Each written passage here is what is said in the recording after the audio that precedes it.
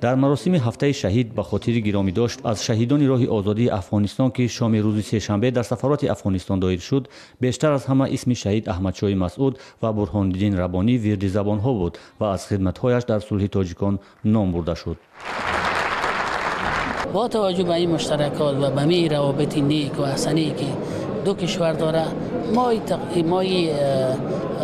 انتظار داریم و این در صلاحیت دولت مردای تاجیکستان است. میتونن کدام خیابان میگذارن، میتونن پارک بگذارن، میتونن کتابخانه بگذارن به نام عامر سید مسعود میگذارن، به نام شهید استاد ربانی میگذارن. دست در کیسه و در کاسه گرگند همه. اهل فرهنگ افغانستان ارجگذاری از شهیدان راه آزادی افغانستان در کشورهای خارجی را نام میبرند که باعث افتخار نه تنها مردم افغانستان همزمان آن کشورها میدانند.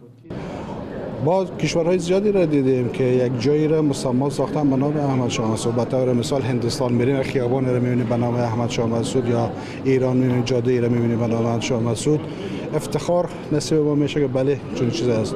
در مراسم بزرگداشت از هفته شهید که به حضور فرهنگیان و نمایندگان حکومت تاجیکستان و کورپوس‌های دیپلماتی برگزار شد، عکس 35 شهید به نمایش گذاشته و از سهم و خدمت آنها یادآوری شد.